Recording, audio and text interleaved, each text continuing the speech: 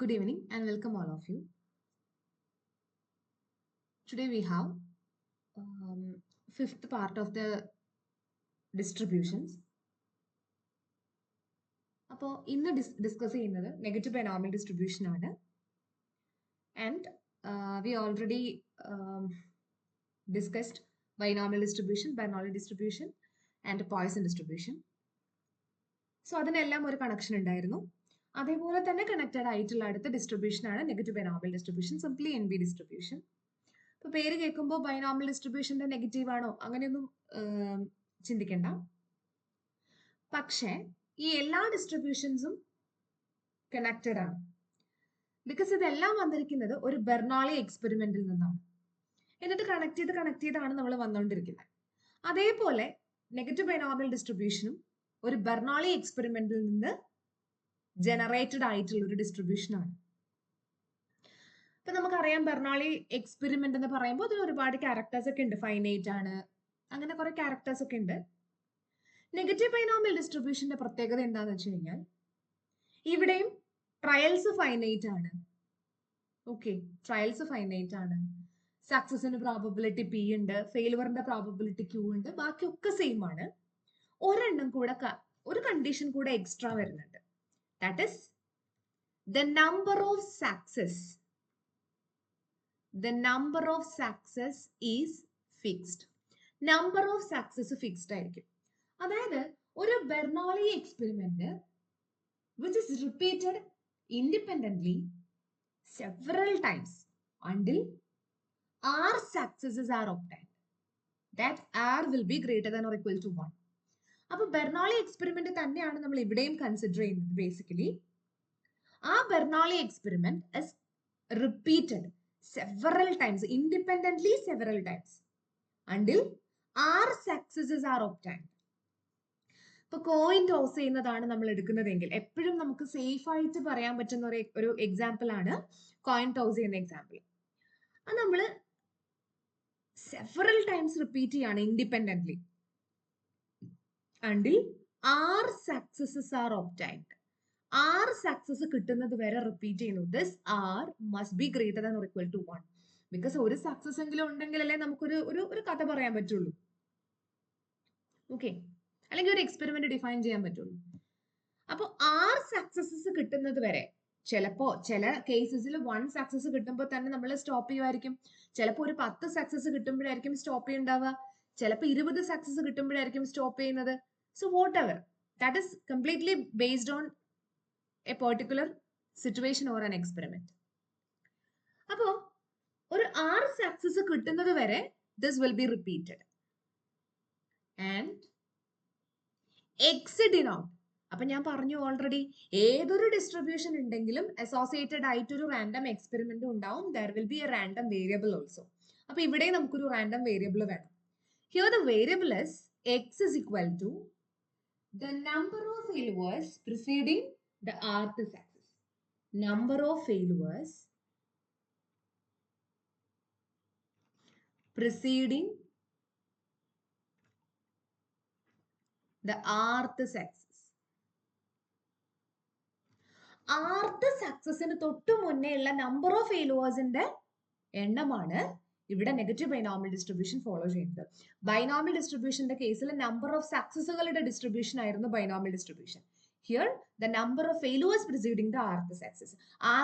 2 ആണെങ്കിൽ ആ സെക്കൻഡ് സക്സസിന് തൊട്ട് മുന്നേ ഉള്ള ഫെയിലുവേഴ്സിന്റെ എണ്ണം, അല്ലെങ്കിൽ ന്റെ വാല്യൂ 1 ആണെങ്കിൽ ഫസ്റ്റ് സക്സസിന് തൊട്ട് മുന്നേ ഉള്ള ഫെയിലുവേഴ്സിന്റെ എണ്ണം. ഫോർ എക്സാമ്പിൾ, ഒരു കോയിൻ ടോസ് ചെയ്യുമ്പോൾ ഹെഡ് കിട്ടുക എന്നുള്ളതാണ് നമ്മൾ മിക്കവാറും യൂഷ്വലി നമ്മൾ ഒരു സക്സസ് ആയിട്ട് കാണുന്നത് ഹെഡ് കിട്ടുക എന്നുള്ളതാണ്. അപ്പൊ ഫസ്റ്റ് ഹെഡ് കിട്ടുന്നതിന് തൊട്ട് മുന്നേ കുറെ തവണ മേ ബി നമുക്ക് ടെയിൽസ് കിട്ടാം. അതൊക്കെ നമ്മൾ ഫെയിലുവർ ആയിട്ടാണല്ലോ കൂട്ടുക. അപ്പൊ ആ ടെയിലുകളുടെ എണ്ണം എത്രയാണോ അതാണ് നെഗറ്റീവ് ബൈനോമിയൽ ഡിസ്ട്രിബ്യൂഷൻ ഫോളോ ചെയ്യുന്നത്. ഇതാണ് ബൈനോമിയലും നെഗറ്റീവ് ബൈനോമിയലും തമ്മിലുള്ള ഒരു ഡിഫറൻസ് എന്ന് പറയുന്നത്. Here the number of success is always fixed according to the experiment which is okay. അപ്പോ 6 സക്സസ് കിട്ടിയിട്ടുണ്ടെങ്കിൽ ഒബ്വിയസ്ലി അവിടെ R-1 ഫെയിലുവേഴ്സ് ഹാപ്പൻ ചെയ്തിട്ടുണ്ടാവും. ഇനി നമുക്ക് നെഗറ്റീവ് ബൈനോമിയൽ ഡിസ്ട്രിബ്യൂഷന്റെ കാര്യങ്ങൾ പറയാം. ഓക്കെ, അപ്പൊ ഇതാണ് നെഗറ്റീവ് ബൈനോമിയൽ ഡിസ്ട്രിബ്യൂഷൻ. ഈ നെഗറ്റീവ് ബൈനോമിയൽ ഡിസ്ട്രിബ്യൂഷനെ നമ്മൾ സംടൈംസ് പാസ്കൽ സംടൈംസ് എന്നല്ല, അതിന് മറ്റൊരു പേരാണ് പാസ്കൽസ് ഡിസ്ട്രിബ്യൂഷൻ. ഇനി അതിന്റെ പ്രോബബിലിറ്റി മാസ് ഫംഗ്ഷൻ തന്നിട്ടുണ്ട്. X plus R minus 1 C R minus 1 P raise to R into Q raise to X. എക്സിന്റെ വാല്യൂ 0, 1, 2, 3 എക്സെട്ര ആണ്. പോസോൺ പോലെ, ബിക്കോസ് നമ്മൾ ഇൻഡിപെൻഡന്റ്ലി സെവറൽ ടൈംസ് റിപ്പീറ്റ് ചെയ്യുന്നുണ്ടല്ലോ. Then R greater than or equal to 0. Zero എന്ന് വേണമെങ്കിലും അങ്ങനെ 0 എന്ന് പറയാൻ പറ്റില്ല, ഒരു സക്സസ് എങ്കിലും വേണം. സോറി, അപ്പൊ R greater than or equal to 1 ആയിരിക്കണം. So there is a mistake. R greater than or equal to 1 and 0 less than or equal to P less than 1. 0 otherwise. ഇനി ബൈനോമിയലും നെഗറ്റീവ് ബൈനോമിയലും തമ്മിലുള്ള ഡിഫറൻസ് എന്ന് പറയുന്നത് ഇവിടെ മീൻ less than variance ആയിരിക്കും. മീൻ less than variance ആയിരിക്കും. അങ്ങനത്തെയുള്ള കുഞ്ഞു കുഞ്ഞു കാര്യങ്ങളൊക്കെ ഓർത്ത് വെക്കണം. മീൻ ലെസ് ദാൻ വേരിയൻസ് ആയിരിക്കും.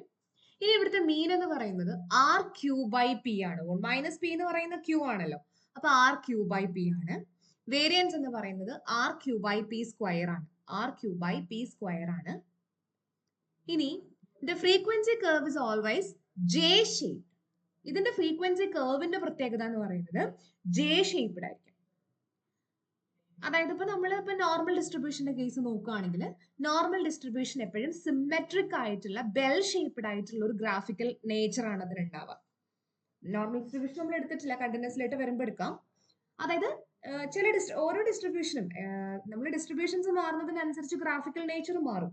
അപ്പൊ ഇവിടെ നെഗറ്റീവ് ബൈനോമിയൽ ഡിസ്ട്രിബ്യൂഷന്റെ കേസിൽ the curve is always J shape and the maximum frequency at n is equal to 1 plus r minus 1 by p. ഇതിന്റെ മാക്സിമം ഫ്രീക്വൻസി എന്ന് പറയുന്നത് 1 plus r minus 1 by p ആണ്. ഇനി ഇതിന്റെ മൊമെന്റ് ജനറേറ്റിംഗ് ഫംഗ്ഷൻ എന്ന് പറയുന്നത് p by 1 minus q e raised to t the whole raised to r ആയിരിക്കും. Moment generating function ഒന്ന് ബൈ ഹാർട്ട് ചെയ്ത് വെക്കണം. p by 1 minus q e raised to t the whole raised to r.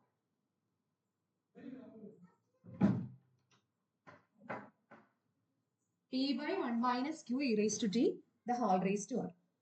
ഇനി ഇതിന്റെ വേറൊരു പ്രത്യേകത, it is always positively skewed and ലെപ്റ്റോകർട്ടിക്.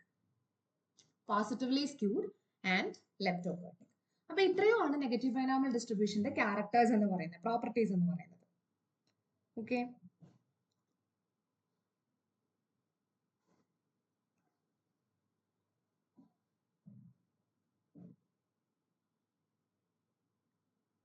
ഇനി സാധാരണ നമ്മൾ ഒരൊറ്റ ഡിസ്ട്രിബ്യൂഷൻ ആണ് ഒരു വീഡിയോയിൽ ചെയ്യാറുള്ളത്. ഇപ്പൊ നമ്മൾ ജോമെട്രിക്കും കൂടി ഇതിന്റെ കൂടെ പറയാനുള്ള റീസൺ, നെഗറ്റീവ് ബൈനോമിയലിന്റെ ഒരു സ്പെഷ്യൽ കേസ് ആണ് ആക്ച്വലി ജോമെട്രിക് ഡിസ്ട്രിബ്യൂഷൻ എന്ന് പറയുന്നത്. ബിക്കോസ് നെഗറ്റീവ് ബൈനോമിയൽ ഡിസ്ട്രിബ്യൂഷന്റെ ഒരു പ്രത്യേകത എന്താ, സക്സസ് ഫിക്സഡ് ആണ്, നമ്പർ ഓഫ് സക്സസ് ഫിക്സഡ് ആണ്. ആ നമ്പർ ഓഫ് സക്സസ് നമ്മൾ എത്രയാണോ ഫിക്സ് ചെയ്തിരിക്കുന്നത് അതിന് തൊട്ട് മുന്നേ ഉള്ള ഫെയിലുവറുകളുടെ എണ്ണമാണ് നെഗറ്റീവ് ബൈനോമിയൽ ഡിസ്ട്രിബ്യൂഷൻ ഫോളോ ചെയ്യുക എന്ന് നമ്മൾ പറയുന്നത്. ഇനി അത് ജോമെട്രിക്കിലായിട്ട് വരുമ്പോൾ ജോമെട്രിക്കിന്റെ പ്രത്യേകത എന്താന്ന് വെച്ച് കഴിഞ്ഞാൽ ആ ആറിന്റെ വാല്യൂ ഇവിടെ 1 ആയിരിക്കും.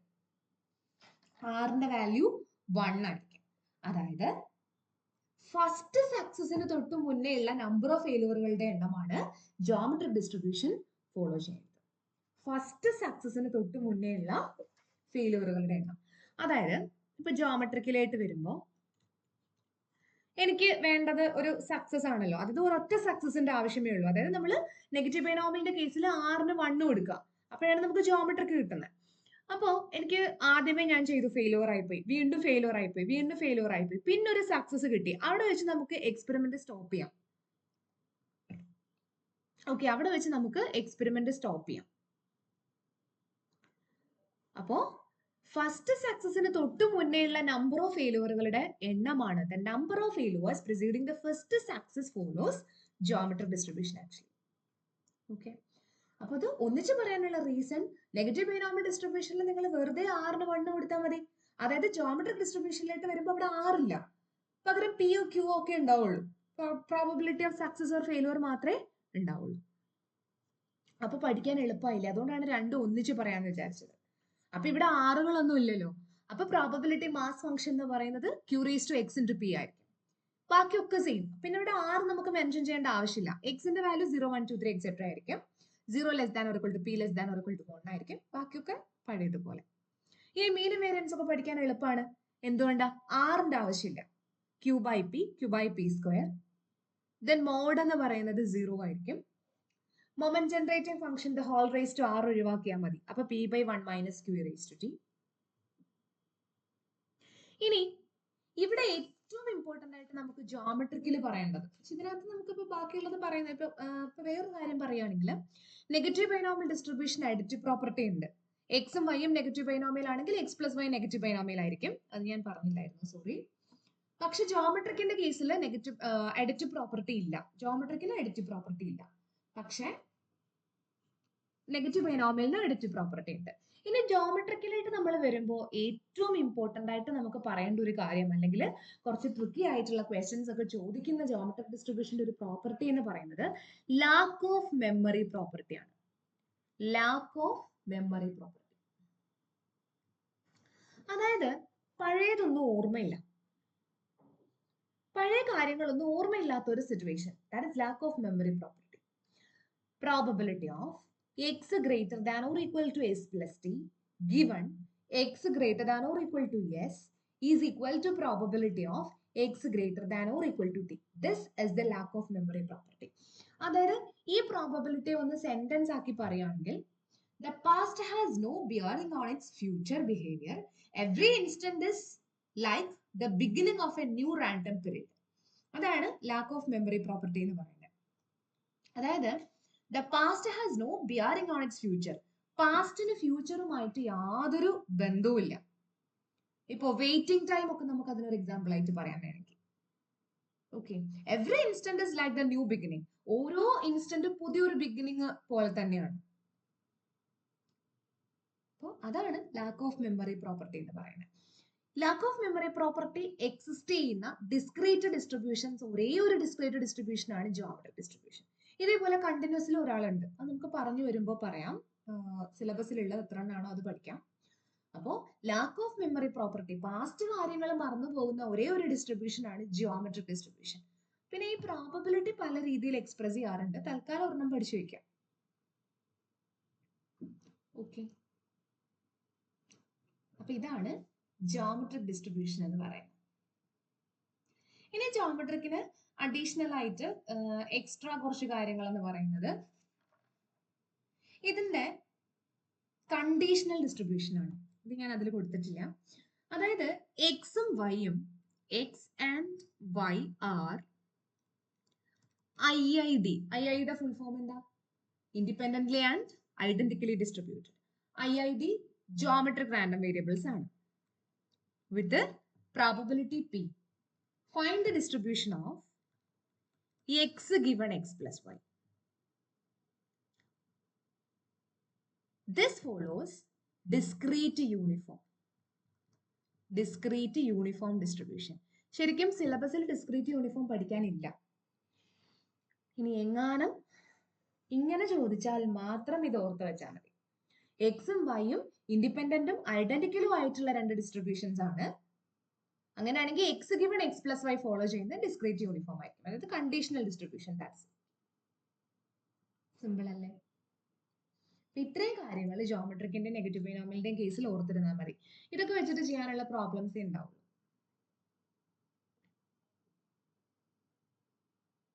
ഓക്കെ, പിന്നെ വേറെ ഇപ്പൊ പ്രോപ്പർട്ടി പറയാനാണെങ്കിൽ നെഗറ്റീവ് ബൈനോമിയൽ ഡിസ്ട്രിബ്യൂഷൻ പോയ്സൺ ഡിസ്ട്രിബ്യൂഷനിലായിട്ട് ടെൻഡ് ചെയ്യാറുണ്ട്. ലിമിറ്റിംഗ്, അതായത് negative binomial distribution is the limiting case of Poisson distribution എന്ന് പറയാം.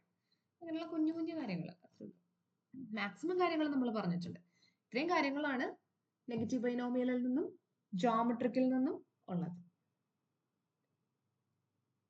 ഓക്കെ, ഇതിലൊരു ഈ മെമ്മറിലെസ് ലാക്ക് ഓഫ് മെമ്മറിലെസ് അല്ല കേട്ടോ, ലാക്ക് ഓഫ് മെമ്മറി പ്രോപ്പർട്ടിയാണ്. ടൈപ്പ് ചെയ്തപ്പോൾ മിസ്റ്റേക്ക് ആയതാണ്. പിന്നെ ഇത് വരെയല്ല, അത് നമ്മുടെ ഗിവൺ ആണ്. സോറി, ഞാൻ എഴുതി കാണിച്ചപ്പോൾ കറക്റ്റ് ആയിട്ട് തന്നെയാണ് എഴുതിയിരിക്കുന്നത്. ഓക്കെ, അപ്പൊ ഇത് രണ്ടുമാണ് geometric and negative binomial distributions എന്ന് പറയുന്നത്. പറയുന്ന പോലെ ബൈനോമിയലിനെയും പോയ്സന്റെ അത്ര ഒന്നും പ്രോപ്പർട്ടീസും കാര്യങ്ങളൊന്നും ഇവിടെ വരുന്നില്ല. ഇത്രയും കാര്യങ്ങൾ ജസ്റ്റ് ഒന്ന് ഓർത്ത് വെച്ചിരുന്നാൽ മതി. ഓക്കെ, ഇനി നമുക്ക് ഡിസ്ക്രീറ്റിൽ ഒരു ഡിസ്ട്രിബ്യൂഷനും കൂടെ ഉള്ളൂ. ഒരു ക്ലാസ് കൊണ്ട് തീരും. ഇപ്പൊ ഡിസ്ക്രീറ്റ് കഴിയും. അതേപോലെ കണ്ടിന്യൂസ് എടുക്കാം. ഒരു കോമ്പറ്റേറ്റീവ് മെന്റാലിറ്റിയിൽ മാത്രമാണ് നമ്മൾ എടുക്കുന്നത്. അല്ലാണ്ട് ഡിഗ്രി ക്ലാസ്സസ് ഒക്കെ നമ്മൾ എടുക്കുന്നുണ്ട്. തിയറം വിത്ത് പ്രൂഫ് ഒക്കെ എടുക്കുന്നുണ്ട്. ആർക്കെങ്കിലും എനിവൺ അത് അങ്ങനത്തെ ക്ലാസ്സുകൾ ആവശ്യമുണ്ടെങ്കിൽ ഒന്നെങ്കിൽ കമന്റ് ബോക്സിൽ അല്ലെങ്കിൽ നമ്മുടെ പ്രീവിയസ് വീഡിയോയിൽ അത് നമ്മൾ അതിന്റെ നമ്പർ കൊടുത്തിട്ടുണ്ട്, അതിൽ കോൺടാക്ട് ചെയ്യാം. ഓക്കെ, അപ്പോൾ താങ്ക് യു ഫോർ വാച്ചിങ്.